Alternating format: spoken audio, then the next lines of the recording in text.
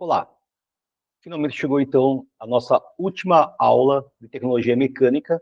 Hoje nós vamos ver então sobre tratamento superficial. Vou mostrar para vocês um videozinho do telecurso, para você ter uma ideia do que nós vamos falar, e já vamos complementar então com os slides.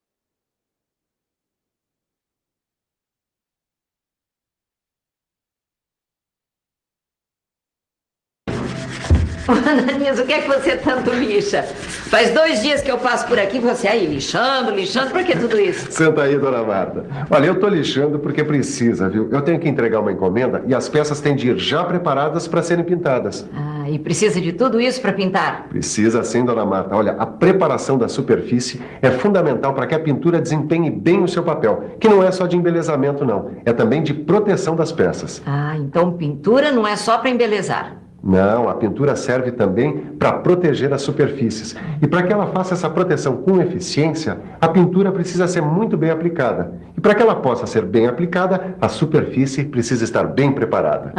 Olha, até rimou, dona Marta. Eu tô poeta hoje.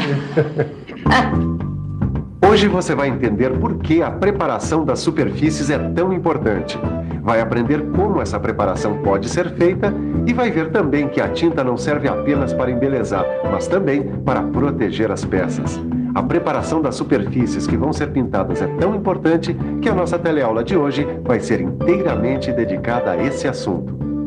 E essas coisas todas que você falou, serve para qualquer tipo de pintura? Quer dizer, serve para pintar uma máquina de lavar, por exemplo? Serve sim. Olha, qualquer superfície que vai ser pintada precisa estar muito bem preparada, para que a pintura tenha os resultados esperados. Ah, mas então eu vou acompanhar para poder explicar para o Zé. Ele está querendo pintar a nossa máquina, que já está meio velha. Aí eu explico para ele, né? É isso aí, dona Marta. E você prepare-se que a nossa teleaula já está começando.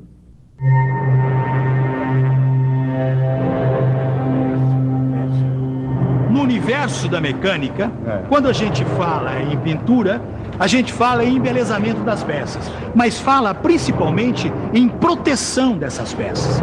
A pintura é um dos meios usados para se proteger as mais diferentes peças. E é justamente por isso que uma boa preparação para a pintura é fundamental. Vai depender também dessa preparação a eficiência da película de tinta que vai ser aplicada. Bené, me explica uma coisa. Eu sei que a pintura é muito importante para a proteção das peças e que por isso a preparação das superfícies é fundamental. Mas essa proteção é proteção contra o quê? Contra a ferrugem? Olha, você tocou num ponto super importante dessa história de pintura. A ferrugem que você falou é, na verdade, o resultado da ação do ambiente sobre alguns metais. E é isso que você já sacou. A proteção é contra o ambiente, ou os fatores presentes no ambiente que de alguma maneira atacam o material. Que no nosso caso aqui é a ferrugem. O que acontece com essa chapa metálica aqui é que ela se oxida. Ou seja, sob a ação da atmosfera, especialmente do oxigênio e umidade presentes no ar, parte desse material acaba se oxidando, se transformando num material com características diferentes. Esse material que surge é que chamamos de ferrugem. Então quer dizer que a ferrugem é o resultado da ação do ambiente sobre o metal. É isso aí. E a proteção da pintura é exatamente para isso. Uma das suas funções é proteger o material, ou pelo menos retardar os efeitos dessa ação. Quando a gente olha umas peças como essas aqui, a gente pode ter até a impressão de que a pintura não foi suficiente para evitar a ação do ambiente. Mas as coisas não são bem assim, porque a pintura, como outros meios contra a corrosão, tem uma vida útil, ou seja, por melhor que tenha sido a preparação e a aplicação da pintura, ela tem mesmo um tempo de vida útil e precisa de manutenção. Acontece que muitas vezes, quando a gente vai reparar, a corrosão já fez os seus estragos e com o tempo as peças podem ficar mesmo assim. Veja você, eu nunca tinha parado para pensar que a pintura é tão importante. Pois é, dona Marta. É por isso que nós temos as várias etapas para a preparação da pintura, e todas elas muito importantes. A primeira é a inspeção. É quando a gente pega a peça e procura graxas, óleos, sujidades, defeitos superficiais. Depois a gente verifica em que pontos essas sujidades aparecem. O Ananias, me explica uma coisa. Por que é tão importante tirar graxa, óleo, ferrugem e essas coisas?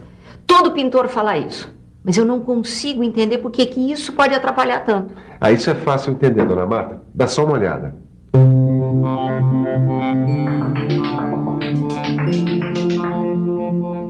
É fácil entender porque a limpeza da superfície é fundamental. Vamos imaginar que essa chapa de aço carbono seja a nossa superfície a ser pintada. Ela contém óleo e ferrugem. Vamos agora colocar uma fita adesiva nessa região. O que acontece? Nos pontos em que estão o óleo e a ferrugem, a fita adesiva não entra em contato com o metal. Com a tinta, acontece uma coisa parecida. Afinal, ela também forma uma película.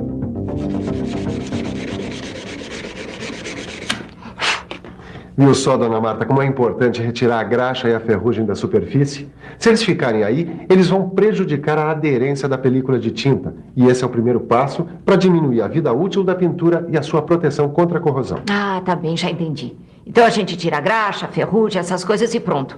E aí? O que vem agora? Calma, dona Marta, não é só retirar a graxa e o óleo, a ferrugem e pronto, não. Existem muitas outras substâncias que podem estar na superfície e podem prejudicar a aderência da película de tinta. Preste atenção que aí vai uma listinha com as principais substâncias que devem ser removidas no processo de preparação para se ter um bom resultado da pintura. A nossa listinha começa com os óleos e as graxas. Carepas, que são óxidos metálicos de laminação. Ferrugem, que é o nome popular dos óxidos da corrosão. Os sais minerais, como o cloreto de sódio, o nosso sal de cozinha, por exemplo. Os restos de pintura, sim, porque a peça pode já ter recebido uma pintura anterior. A poeira de modo geral. E a umidade, que é outra grande inimiga de uma boa pintura. Depois de identificados os pontos que precisam ser limpos, vamos à limpeza propriamente dita. Vamos ver com essa peça aqui, por exemplo. A limpeza tem várias etapas. A primeira é a aplicação de solventes. Esses solventes são produtos químicos especialmente preparados para remover óleo, graxa e gordura. Depois da aplicação do solvente, é hora de fazer a limpeza mecânica. É importante manter essa ordem, porque se você inverter e fizer a limpeza mecânica primeiro, você pode sujar as suas ferramentas. A limpeza mecânica é uma parte, uma etapa importante na preparação da superfície para a pintura. Porque, além dela estar bem limpa, ela precisa ter uma característica fundamental para a boa aderência da tinta. Agora vamos ver a importância da rugosidade. Benê, espera aí que essa aí eu sei. Como o nome diz, a gente cria rugosidade aplicando algum processo à superfície, de modo que ela fique ligeiramente áspera. Isso porque a tinta adere mais fácil, firmemente, a uma superfície áspera do que a uma superfície totalmente lisa. É isso aí. A rugosidade é um item fundamental dentro da preparação para a pintura. Se você fizer uma boa limpeza e conseguir uma excelente rugosidade, a sua pintura tem tudo para ficar ótima. Tá aí, Benê. E como é que eu sei qual a rugosidade apropriada? Porque existem fábricas por aí que isso já é automático. E se tiver de fazer manualmente? Bem, aí depende do tipo de tinta que você está usando, do tipo de superfície que você está pintando. Tudo depende do resultado que você precisa. Por exemplo, existem fábricas que conseguem a rugosidade automaticamente através de um processo chamado fosfatização. Daqui a pouco a gente vê o que é essa fosfatização. Vamos começar vendo como a rugosidade pode ser obtida pelo processo manual. É exatamente isso o que este funileiro está fazendo. Ele está fazendo a limpeza manual e está conseguindo a rugosidade utilizando uma lixa. Só depois de fazer essa limpeza que a peça está preparada para receber a primeira camada de tinta. Vamos ver agora um outro processo. Neste caso aqui, o funileiro está fazendo a limpeza mecânico-manual e está conseguindo a rugosidade utilizando, neste caso, uma lixadeira. É sempre bom lembrar que esses dois processos não são muito eficientes. Já a limpeza por jateamento abrasivo é considerada um processo de bom rendimento e de resultados eficientes. O jateamento se encarrega de formar uma rugosidade na superfície da peça, possibilitando uma boa aderência da película de tinta.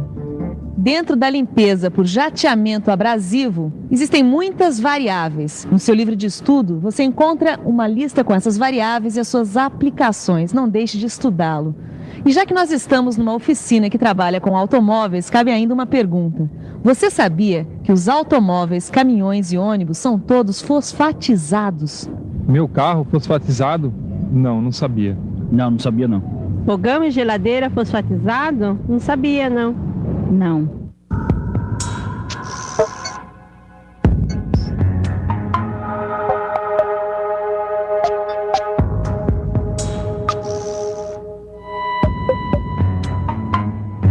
Bem pouca gente sabe, mas os carros, caminhões, ônibus são fosfatizados. Peraí, Benê, o que é essa tal de fosfatização? Ela acontece dentro de um túnel, num processo automático, e é parte para a preparação para pintura de veículos, fogões, geladeiras, etc. Dentro do túnel, o chassi recebe a aplicação da solução fosfatizante. Essa solução reage com o metal e forma uma película porosa, que facilita a aderência da tinta e, principalmente, evita a corrosão, aumentando a vida útil da carroceria. Quer dizer que o carro do Zé é fosfatizado? É isso aí, dona Marta. Todo carro com carroceria metálica recebe a fosfatização como parte da preparação para a pintura. Ai, que legal, Ananias. Bom, agora eu já estou por dentro da preparação para a pintura. Já sei que é preciso inspecionar a peça que vai ser pintada, fazer sua limpeza. E sei que é preciso também criar rugosidade para facilitar a aderência da película de tinta. E já sei que essa rugosidade pode ser criada de várias maneiras. Manualmente, com palha de aço ou lixa. Com a ajuda de ferramentas como lixadeiras ou marteletes de agulha, por exemplo. Ou por jateamento abrasivo. Ah, e é claro, por fosfatização, que além de tudo ainda ajuda a diminuir a corrosão. E... Muito bem. Então, eu fiz questão de mostrar essa aula que falou mais sobre pintura, porque é talvez o tratamento superficial mais conhecido de todos. Então, vamos aos slides. Então, eu lembro quando as grandes montadoras vieram no início dos anos 90 aqui para nossa região, aqui do Paraná. Então, tinha muitos amigos que jogavam futebol comigo. A maioria deles eram pintores. E saiu lá que uma montadora estava precisando de pintores. Todos eles, imagina, eu vou trabalhar numa firma francesa, né? Eu falei para eles, não é esse tipo de pintura, não é pintor de parede. Você precisa fazer curso, você precisa se aprimorar. Não é chegar lá simplesmente com uma brocha lá, com um pincelzão e começar a pintar. Eles começaram a tirar sarro de mim, começaram a chamar que era metido, que era isso, que era aquilo e tal, né? Certo? Só que realmente, a pessoa até para entrar nessas montadoras, elas precisaram fazer então um curso, precisaram então estudar parte química, certo? Foi, para quem fez o curso, falou que saiu com o cabelo em pé lá. E a maioria então acabou não passando, porque tinha um teste ainda, né? Certo? Mas alguns foram bem poucos, mas até que conseguiram, né, entrar. Mas depois eles não conseguiram permanecer porque eles não queriam estudar, não queriam se aprimorar, achavam que iam pintar que nem pintavam uma casa, né? Certo? Mas, então o que acontece? Quando eu faço essa pergunta nas minhas turmas normais, qual o objetivo de você pintar, por exemplo, lá o portão da tua casa? A resposta que eu mais ouço é para deixar o portão mais bonito. Está errada essa resposta? Claro que não. Só que o objetivo principal quando você pinta qualquer peça metálica é dar a ela proteção. E uma das proteções que você utiliza é a tinta, certo? Mas tem outros tipos de tratamentos superficiais também, tá? Como, por exemplo, o que nós vamos ver a partir de agora. Então, você está vendo aí um ferreiro. Na verdade, aqui ele está fazendo uma espécie de forja. Então, aqui está a bigorna. Então, está lá uma pessoa ajudando o ferreiro a martelar a peça, certo? Então ela está fazendo uma modificação.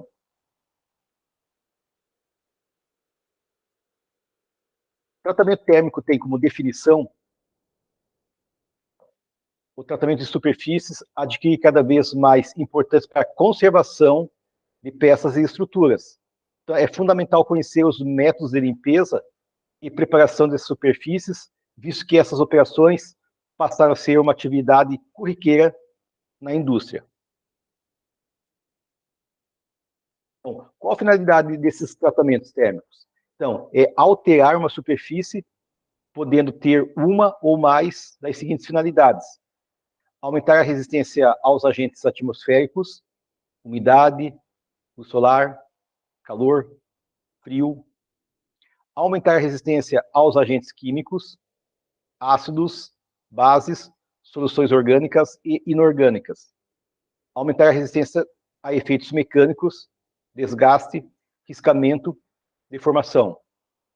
Obter propriedades físicas especiais, isolamento ou condutividade térmica ou elétrica, coeficiente de radiação, obter um efeito estético de acabamento, brilho, cor e textura. Se você reparou aí, a questão da cor e textura ficou por último, certo?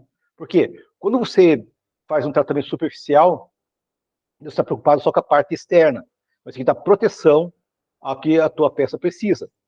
Então, por isso que lá no vídeo falou que qualquer material ou qualquer peça que nós temos na nossa casa ou veículo, tem que ser preparadas para receber, então, a pintura.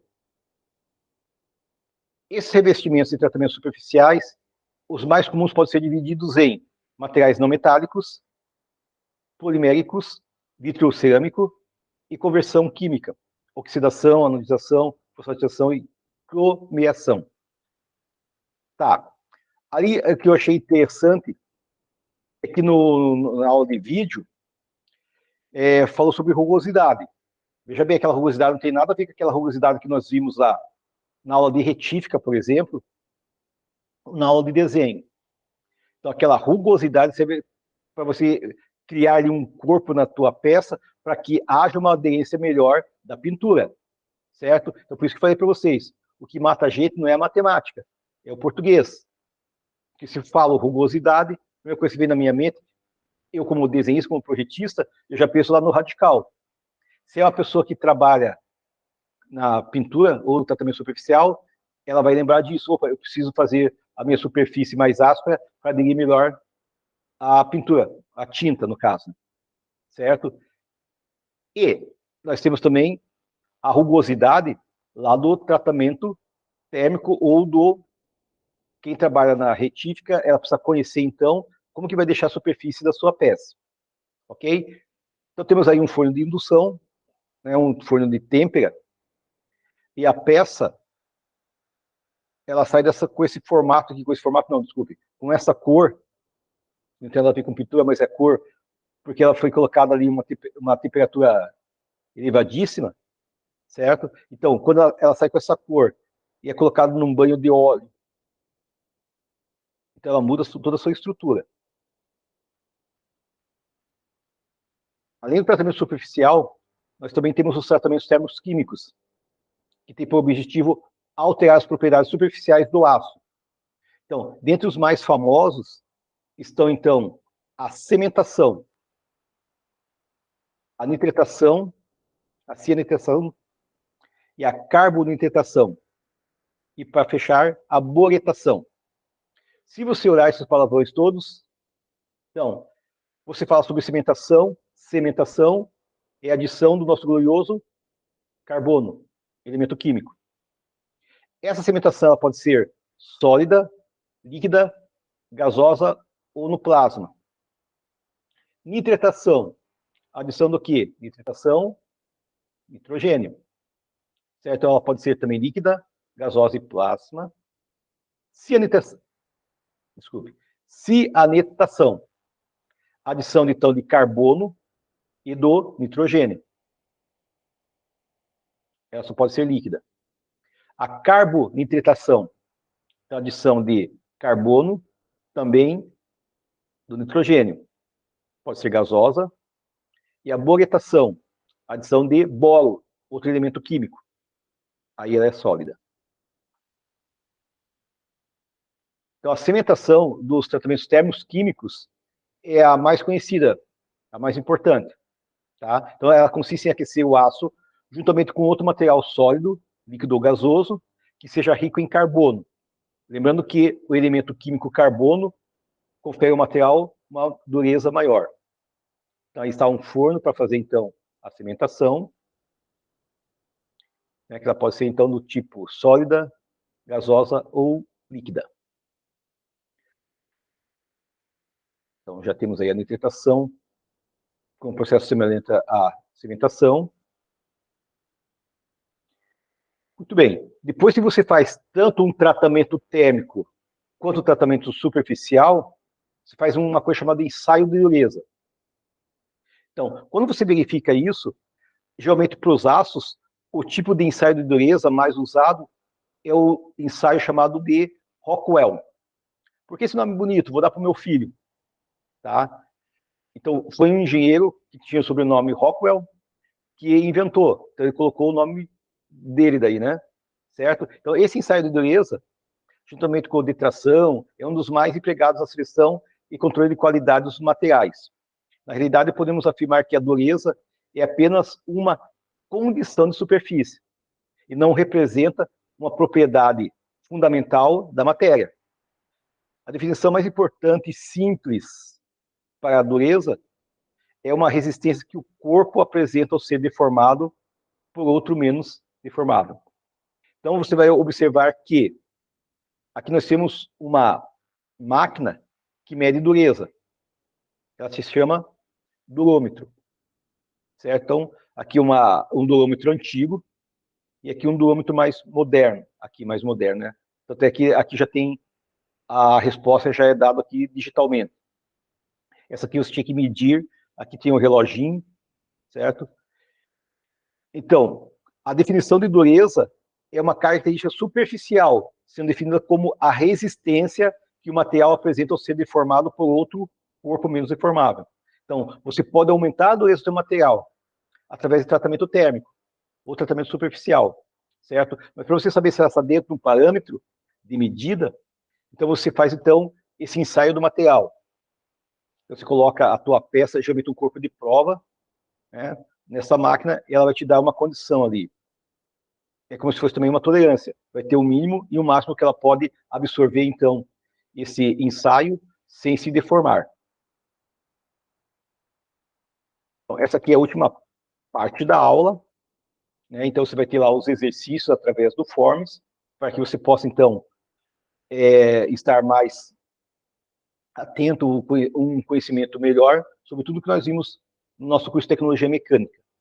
Lembrando que é extremamente importante que você, sempre que possa, assista às aulas outra vez, assista às aulas do telecurso, pesquise no YouTube ou em livros específicos, que eu estou indicando sempre aí para vocês, tá? Para que vocês possam ter um conhecimento maior. Então, fechamos hoje a nossa aula de Tecnologia Mecânica. Então, nosso próximo módulo vai ser Gestão. Ok? Os encontro lá. Um grande abraço e até lá.